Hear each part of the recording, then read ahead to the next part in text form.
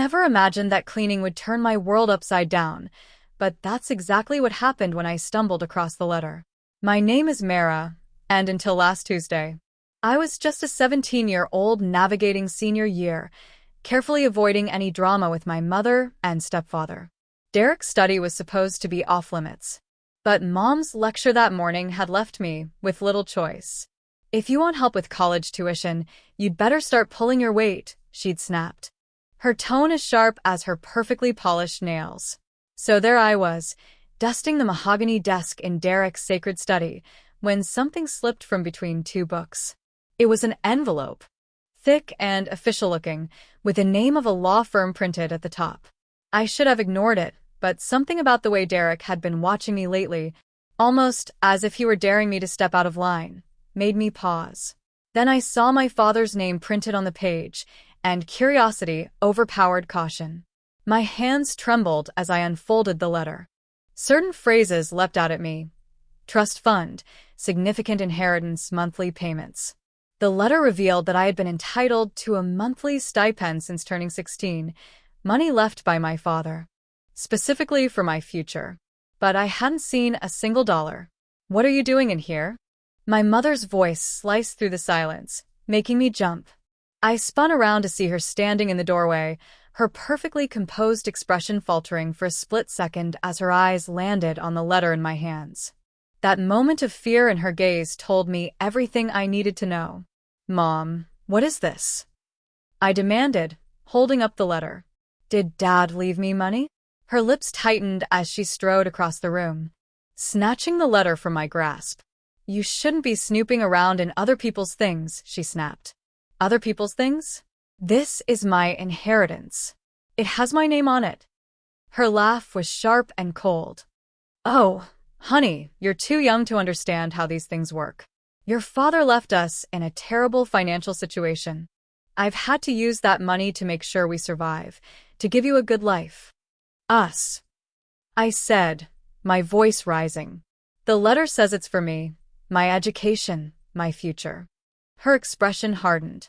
"And who do you think has been paying for the roof over your head? Your food? That phone you're glued to every day? I'm your mother, Mera.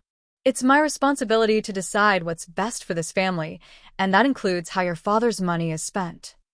I felt a wave of nausea.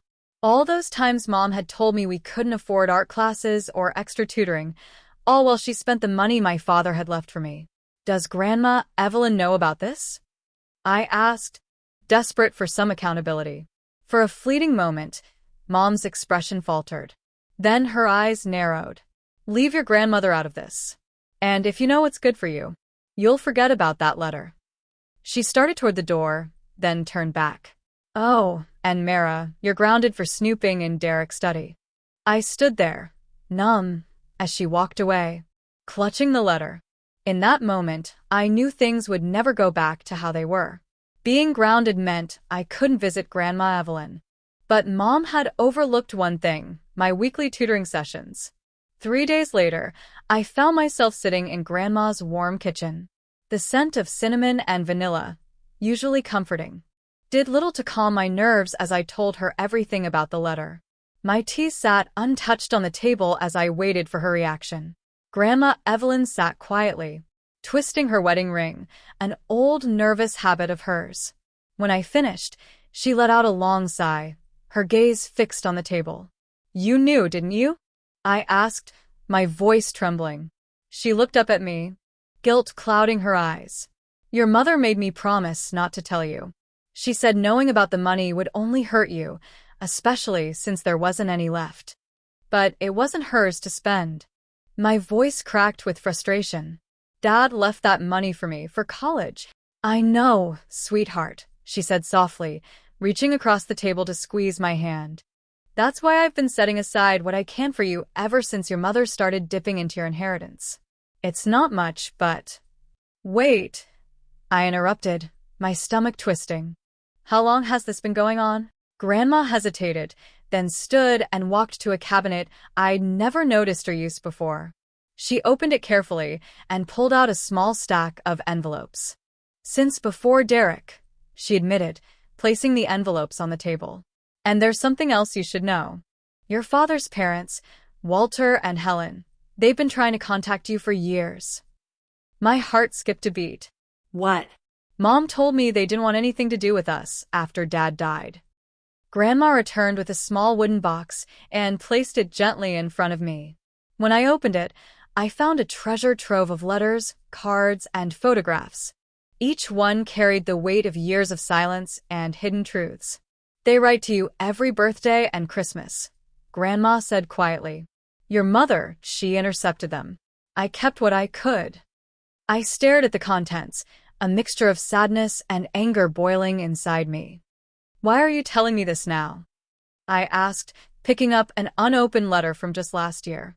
Grandma's voice took on an unfamiliar edge. Because I'm tired of watching your mother control your life the way she controlled your father's. Walter and Helen loved your dad, and they've wanted to know you. They deserve that chance, and so do you. I unfolded a recent letter, my hands trembling. Inside was a heartfelt note and a graduation card, though I was still months away from graduating. A check fell out, the amount making me gasp. They live less than an hour away, Grandma said gently. I can arrange for you to meet them if you're ready. Before I could respond, my phone buzzed with a message from Mom.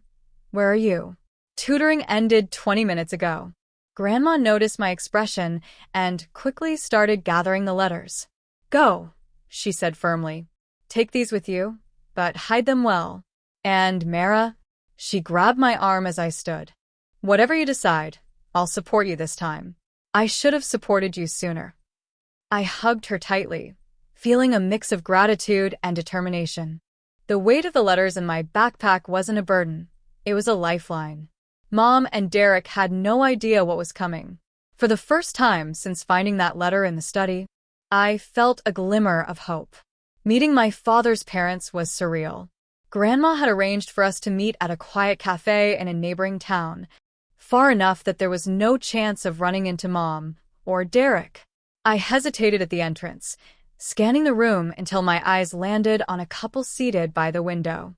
Helen's eyes, identical to mine, gave her away.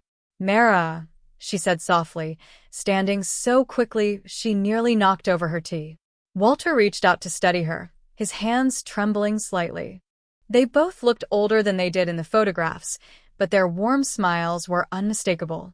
We've waited so long for this, Walter said, pulling out a chair for me. I sat down, swallowing the lump in my throat. I just found out about the letters last week, I admitted, my voice unsteady. I'm sorry I never. Helen leaned forward, cutting me off with a gentle shake of her head. You have nothing to apologize for, she said, her voice filled with emotion. We know exactly who's to blame. Walter carefully opened a thick folder, laying its contents on the table. We've been keeping track of everything since your father passed away, the trust fund, the house deed, the monthly withdrawals. It's all here. He slid a stack of papers toward me, and my heart sank as I scanned them. This house you're living in, Walter said, his voice steady but tinged with anger. Your father bought it specifically for you. It was meant to be yours when you turn 18. My hands trembled as I picked up the deed. What? I thought it was theirs. Your mother was only supposed to act as the trustee, Helen explained, her tone firm. She convinced the court that living there was necessary to care for you. But the deed is supposed to transfer to your name next year. I clenched the paper tightly, anger building. But they're talking about selling it. I heard them. Walter and Helen exchanged grim looks. They can't, Walter said, his voice resolute. Not legally. But they've been trying to find loopholes in the trust for years. I felt a sharp pang of betrayal. Is that why you never came to see me? Because of her? Helen's eyes filled with tears. She threatened us. Said she'd file for a restraining order if we tried to contact you, claimed we were harassing her and trying to turn you against her. We couldn't risk it, Mera. We couldn't risk losing all hope of seeing you one day. But we never stopped fighting, Walter added, pulling out another envelope. He slid it across the table toward me. This is for you. We've been saving it separately from the trust fund, for college or anything you might need. I opened the envelope and gasped at the number on the check. It was more money, than I'd ever imagined holding. I immediately tried to hand it back, overwhelmed. Keep it, Helen insisted, her tone soft but firm. Hide it somewhere safe. And Mera. She reached out, placing her hand over mine. Her grip was strong, a steady anchor. If you want, we can help you fight this. We have lawyers. Evidence. Everything needed to protect what's rightfully yours. But this has to be your choice. My phone buzzed on the table, another text from Mom demanding to know where I was. I silenced it without looking. For the first time, I saw my dad in their features, in the determination in Walter's eyes and the kindness in Helen's smile. I felt connected to him in a way I hadn't since he died. For the first time, I wasn't alone in this fight. I straightened my shoulders, my voice steady. Tell me everything. I want to know exactly what she's taken from me, and how we stop her. I couldn't sleep that night, so I did what I always do when my thoughts refused to quiet. I called Lila. She picked up on the first ring, her voice low and urgent, like she'd been waiting for me. Your house? She whispered. Are you serious? I sat on the floor of my bedroom, my back pressed against the wall, staring at the deed Walter had given me. Everything's been a lie, Lila, I said. The money, the house, even the story about my grandparents not wanting me. Have you heard your mom and Derek talking about selling it yet? She asked. Not yet, I admitted, but my words faltered as muffled voices floated up from downstairs. Past midnight. And they were still awake. Hold on. I moved to my door, opening it just a crack to listen. Derek's voice came through first, sharp and angry. We need to move fast. If she's been talking to Evelyn, she hasn't. Mom cut him off. Her voice was tight. I've been monitoring her phone. My stomach twisted. She didn't know about the prepaid phone Grandma Evelyn had given me. The realtor needs an answer by Friday, Derek said, his voice low, and we need that money before the audit. What audit? I whispered into the phone. Mera? Lila's voice was urgent. What's going on? They're talking about an audit, I said, my heart pounding. Derek sounds worried. Snippets of conversation floated up. Offshore accounts, paper trail, and clean break. Each word sent a chill through me. I can't wait any longer, I whispered to Lila. If they sell this house, then don't wait, she interrupted. Come stay with me. My parents already said you can. But I couldn't, not yet. I need proof of what they're doing, I said. Walter and Helen are ready to help, but I need to be smart about this. Footsteps on the stairs made me scramble back to bed. I pulled the covers up just as my door creaked open. Mom's silhouette filled the doorway. Mera, are you awake? I kept my breathing steady, pretending to sleep. She lingered for what felt like an eternity before finally closing the door. The next morning, my laptop was gone. It's being repaired, Mom said over breakfast, her tone casual. The screen was cracking. It wasn't. And, she added, her hand lightly touching my shoulder as I grabbed my bag, I scheduled extra tutoring sessions for you every day this week. I knew the real reason to keep me away from Grandma Evelyn. Thanks, Mom, I said, forcing a smile. That's so thoughtful. Her smile didn't reach her eyes. We stood there, two liars pretending everything was normal, both fully aware it wasn't. Later, I texted Lila from my secret phone. They're closing in. I need to move faster. Her reply came immediately.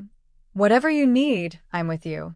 I paused outside, staring at the house that was supposed to be mine. One way or another, this was all going to end soon. I just hoped I was ready for whatever came next. I knew the clock was ticking when I overheard Derek talking to the realtor. Friday wasn't just a deadline, it was tomorrow. With Mom keeping tabs on my every move, I had to take a risk. That's how I ended up in the attic at 3 a.m., sweeping my flashlight across decades of forgotten clutter. The floorboards groaned beneath me as I navigated through stacks of dusty boxes. Most of them were filled with useless items, old clothes, faded ornaments, yellowed yearbooks. Then I saw it, a weathered trunk, my father's name etched into the leather.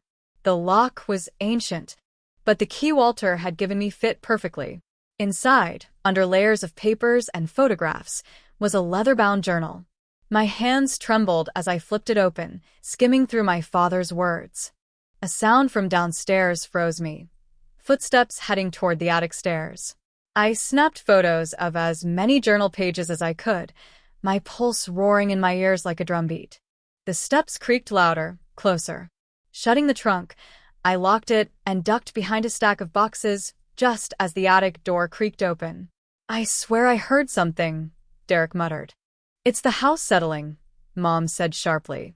"Come back to bed. After what the lawyer said today, we can't take any chances." My stomach turned. "What lawyer?" "She's 17, Mom scoffed. "She doesn't know anything. Your mother's been helping her. I saw them together yesterday." "You were supposed to handle the surveillance." "I did. But your daughter's not as clueless as you think." For a brief moment, their twisted compliment stung. Then it only fueled my anger. Their footsteps receded, but I waited another 20 minutes before daring to move. Back in my room, my phone buzzed. A message from Walter. "Emergency. Call me now." I retreated into my closet, burying myself under a pile of clothes before dialing. "What happened?"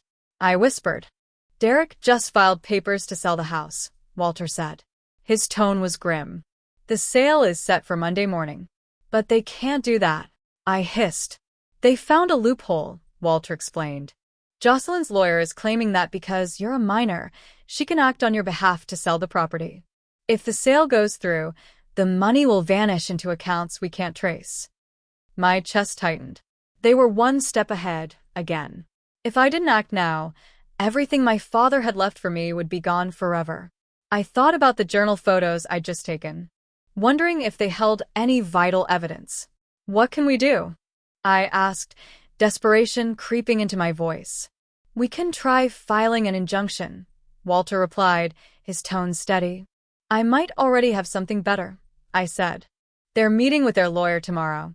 If I could record them—" "Mera, that's incredibly risky.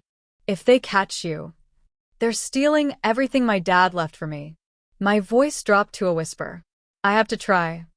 After ending the call, I stayed in the dark closet for a while, surrounded by clothes bought with my father's stolen money, in a house that was supposed to be mine. My heart felt heavy with the enormity of what I was about to do, but the decision was clear. Tomorrow it would all come to a head. I could only hope I was ready for the aftermath. Walter's living room was silent except for the playback of the recording on his laptop. My mother's voice filled the space, sharp and cold. "Once we sell, we'll transfer everything offshore. Mera won't be able to touch it." My hands trembled as I listened to their words, the blatant confession of fraud, the callousness with which they'd plotted to erase me from my father's legacy. "This is exactly what we needed," Walter said, breaking the tension as he reached for his phone. "I'll call our lawyer now." The sound of the front door crashing open made my heart leap into my throat. Derek stormed in, with my mother right behind him. Their faces were masks of fury. "You ungrateful little brat," Mom hissed, her voice dripping with venom as she closed the distance between us. "After everything we've done for you." "Everything you've done?" I shot back, my voice shaking but steady enough to cut through her rant. "You mean stealing my inheritance? Lying about my grandparents? Selling the house my dad left for me?" "Your house." Derek let out a cruel laugh, though his eyes gleamed with something darker. "You're a minor. You don't own anything."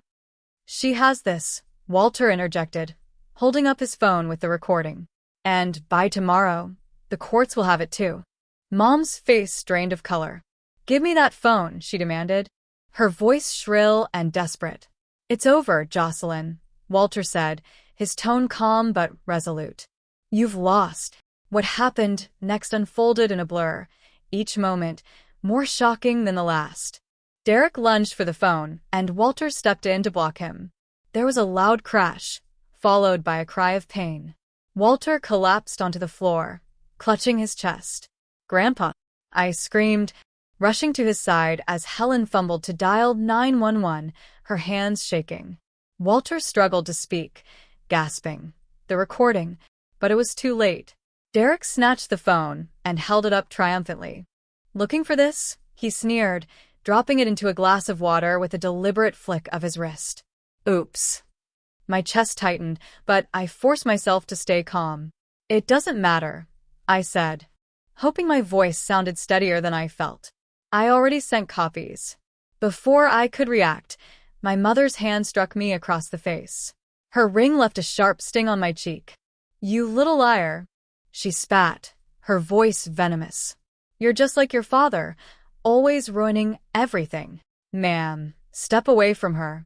A firm voice interrupted the chaos, and I turned to see a police officer standing in the doorway, one hand resting on his holstered weapon. Behind him, paramedics hurried in, their equipment rattling as they moved toward Walter. Oh. Officer, thank goodness you're here, my mother said, her tone suddenly sweet and concerned. My daughter has been having some sort of breakdown. She's been making wild accusations. Save it, Helen snapped, stepping forward with her phone raised. I recorded everything. The attack, the confession, all of it. The false composure on Mom's face crumbled, her eyes wide with panic. The paramedics carefully lifted Walter onto a stretcher, their faces grave as they checked his vitals. As the ambulance doors closed, I pressed a trembling hand to my stinging cheek. This wasn't the victory I'd imagined. My grandfather was hurt. The woman who was supposed to love and protect me had struck me. And despite all the evidence, I couldn't shake the fear that we might still be too late to stop the sale. I stood there, watching the ambulance disappear down the street, wondering if seeking justice was worth the toll it was taking on me and my family. The room fell into a heavy silence, thick with unspoken accusations. Derek's face remained unreadable, but his eyes betrayed a flicker of something, panic, perhaps, or guilt. Tell me she's wrong, Derek, Mom repeated, her voice trembling. Derek leaned back in his chair, crossing his arms. What difference does it make now? He's gone. You've moved on. The air seemed to leave the room. Mom's face crumpled as the weight of Derek's words settled over her. You kept them from me, she whispered, her voice cracking. All those years you let me believe. Derek scoffed. I did you a favor. That man was a sentimental fool, leaving everything to a child. I gave you a reason to move forward. A reason? My voice cut through the tension like a blade. You manipulated her, stole from me, and you call that a favor? Derek shrugged, his composure slipping into defiance. It's not stealing if you're the one who makes it work. I kept this family afloat while you were off whining about your father's memory. Mom's tears turned into something sharper, anger. She stood, her hands shaking. You used me. You lied to me, Derek. All of this, everything, was for your own benefit, wasn't it? His silence was damning. I stepped closer to the table, my gaze locked on Derek. You thought you could take everything and get away with it. But it's over now. The police have everything they need, your forged signatures, the offshore accounts, the recording of your so-called clean break. Derek's mask of calm cracked. You think you've won? He sneered. You're just a kid. You don't know how the world works. No, I said firmly. But I know what's right. And so does the law. Mom's voice, low and cold, joined mine. Get out, Derek. His eyes darted between us, realization dawning that he had lost. Without another word, he stood and left, the lawyer trailing behind him. When the door clicked shut, Mom sank into her chair, burying her face in her hands. I'm sorry, she whispered, her words muffled by tears. For everything. For the first time in years, I saw the cracks in her armor, the grief, the regret, the pain she'd hidden behind control and anger. I'm sorry too, I said softly. But we can't fix this if we don't move forward. She looked up, her eyes red and swollen, and for the first time, I believed she wanted to try. I nodded and brushed off my hands. Mom had been coming by every weekend to help, trying to rebuild a relationship that Derek's lies had nearly destroyed. Progress was slow, but it was real. When I opened the door, she stood there holding a small package. Her face was tentative, her usual polished appearance softened. I found this in my closet, she said, handing it to me. I think it belonged to your father. I took the package, my hands trembling slightly as I unwrapped it. Inside was a leather-bound planner, the corners worn and pages marked with his handwriting. It's his, I whispered. Mom's eyes welled up, but she didn't say anything, just nodded and stepped inside. Back in the attic, Lila gave her a small wave before returning to the boxes. Mom and I sat on the floor together, flipping through the planner. Each page held notes about me, plans for my birthday, reminders about parent-teacher conferences, dreams he had for my future. I should have known, Mom said, her voice thick with emotion. I let Derek twist everything. I let him twist me. I looked up from the planner, the resentment I'd carried for so long softening. But you're here now, I said. That's what matters. She reached for my hand, and for the first time in years, I let her take it. Let's finish this together, she said, gesturing to the boxes. As we worked side by side, I felt something shift, hope taking root in the space Derek's lies had left behind. The next chapter wasn't just mine to write, it was ours. And this time, it would be built on truth. Tears blurred the page as I read the words over and over. Dad had seen all of this coming, the pain, the betrayal, the struggle, and still believed in forgiveness. I closed the journal, running my fingers over the worn leather cover.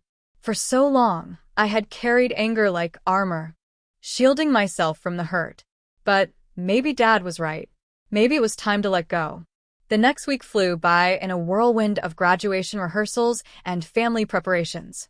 On the big day, I walked across the stage to cheers from Walter, Helen, and even Mom, who had tears streaming down her face. Later, at the celebration dinner, I found myself standing with Mom on the porch as the sun set. The air was warm, filled with the hum of cicadas and the sound of laughter from inside. I'm proud of you, Mera, she said, her voice steady but soft. Thanks, Mom, I replied, and for the first time in years, I meant it. We stood in silence for a while, watching the horizon fade into shades of orange and purple. I want to make things right, she said finally. Not just with you, but with Walter and Helen too. I know I can't undo the past, but I want to try. I turned to her, surprised by the sincerity in her eyes. Dad always believed in second chances, I said, thinking of the journal. Maybe I can too. Her lips trembled into a smile, and for the first time, I saw the mother I used to know, the one who sang me lullabies and kissed scraped knees. We stepped back inside, where Walter and Helen were sharing stories with Lila, and Derek was nothing more than a shadow of the past. For the first time in a long time, I felt whole. My family wasn't perfect, but it was ours, and we were healing. As I sat down at the table, surrounded by the people who mattered most, I realized that forgiveness wasn't just about setting others free. It was about setting myself free, too. The journal rested in my lap, its weight heavier than I'd expected. Dad's words lingered in my mind, filling the room with a quiet sense of closure. The inheritance wasn't about money or property. It was about love, resilience, and the choices we make to honor the people we've lost. Outside, the sun dipped low, casting golden light across the garden. Tomorrow, the space would be transformed, not just by flowers, but by the hands of the family who'd gathered to mend what had been broken. Mom and I would plant marigolds and sunflowers, Dad's favorites. Walter and Helen would bring their stories, and Grandma Evelyn would arrive with her famous pies, insisting everyone take seconds. And for the first time, it would feel like all the fractures in our lives had started to knit together. As I placed the journal carefully on my desk, I imagined Dad's smile, the quiet pride he'd always shown when I achieved something, no matter how small. We weren't perfect, and we never would be, but we were whole in the ways that mattered most. And somewhere, I hoped Dad was watching, knowing that his final wish had come true. Love didn't just survive, it grew, like flowers planted in a garden.